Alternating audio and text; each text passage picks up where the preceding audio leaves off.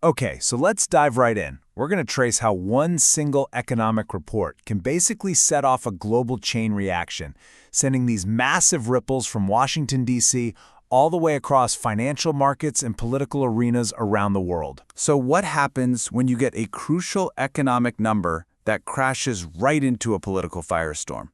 Well, that's what we're going to trace.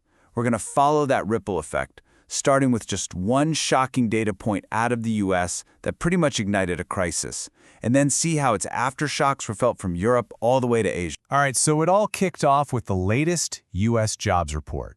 Now, if you follow the markets, you know this is a huge deal every single month. But this time, the number wasn't just a letdown, it was a complete shocker. 106,000. Just let that sink in. That's the total number of jobs the U.S. economy managed to add over the last 3 months put together. This wasn't just a small miss. This was the slowest pace we've seen since the pandemic. It was like a giant red flag going up, screaming that the economic engine was seriously sputtering. And the reaction from the White House, wow, it was immediate and, well, explosive. The president didn't just question the number, he went on the offensive, accusing the nonpartisan Bureau of Labor Statistics of straight-up manipulation. And then, in a move that nobody saw coming, he fired its chairman. Just like that, this went from an economic story to a full-blown political crisis. So to really get what a big deal this is, you gotta understand the Bureau of Labor Statistics, the BLS. I mean, this agency is supposed to be the independent scorekeeper, right? But here's the thing. Its budget has been getting squeezed for more than a decade. We're talking a 20% cut in real terms. That means they're working with outdated methods, and people were already raising questions about how reliable the data was before all this political drama hit the fan. And you bet the markets reacted instantly. I mean, the financial fallout was immediate. You saw investors just dumping the US dollar, the dollar index took a sharp dive. At the exact same time, everyone made a mad dash for the safety of government bonds, which pushed that 10-year Treasury yield way down to 4.25%. The market was basically shouting one thing: recession is coming and the Fed is going to have to do something about it. A political shockwave this big, it almost never stays put. And sure enough, the really aggressive stance at home started spilling over into foreign policy. Things on the global stage, which were already tense, were about to get a whole lot hotter. The pressure on Russia just went into overdrive. Suddenly, you've got 2 nuclear submarines being moved near Russian waters, and it's being called leverage. Then came the threat of secondary sanctions. And what that means is the U.S. basically said it would punish any other country that kept trading with Russia. This was a clear attempt to completely cut Moscow off from the world. And this is where it gets really real. India, a huge economy that buys a lot of Russian oil, pretty much just said no. They defied the U.S. demand. The response? Boom. A massive 25% tariff slapped on all Indian goods. And just like that, you've got a major trade war on your hands between 2 of the planet's biggest democracies. Okay, so let's recap. We've got a political crisis at home and now an international trade war kicking off. So where does the third ripple hit? Smack into the world's central banks and financial markets. Everyone was suddenly forced to figure out how to operate in this brand new, chaotic reality. And this put the U.S. Federal Reserve in a completely impossible situation. On one hand, you have that awful jobs report just screaming for them to cut interest rates to help the economy.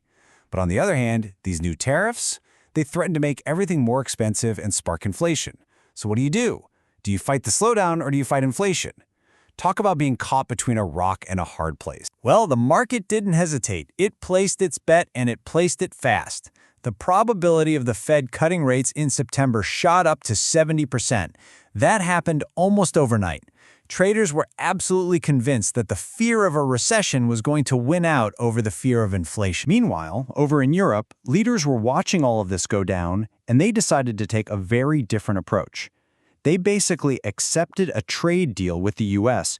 to make sure they didn't get hit with the same kinds of tariffs. Now, that move did calm things down and stabilize the euro, but it kicked off this huge debate inside the EU.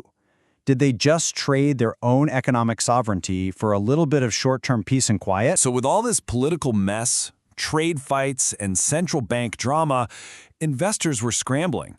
And this is where we see those final ripples hit the commodity markets.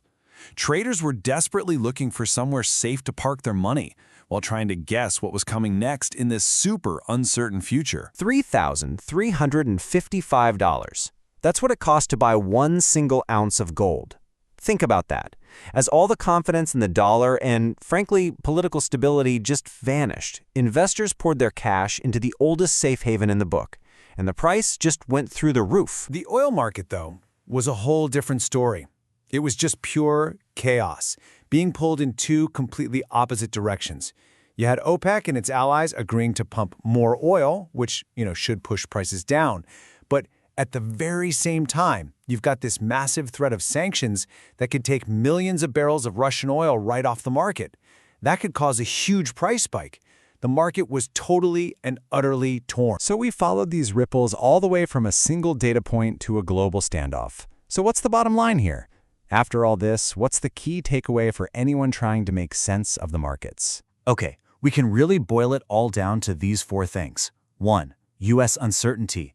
The political interference has really hurt the credibility of U.S. data, and that just means a more volatile dollar. 2. Geopolitical risk is no longer on the back burner. It is front and center.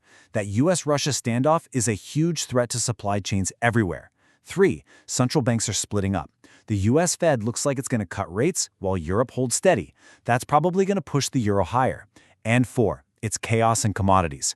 Gold is the safe harbor, but oil, its future price is a complete toss-up. And it all hangs on this sanctions battle. And all of this, it leaves us with one last, really crucial question. When the data we rely on can be thrown into doubt, when global alliances can change in an instant, and when markets are being yanked in opposite directions, the whole idea of a safe haven starts to look a little shaky, doesn't it? In a world of this kind of connected chaos, where do you even find a true safe haven anymore? That's the question that's now on everyone's mind.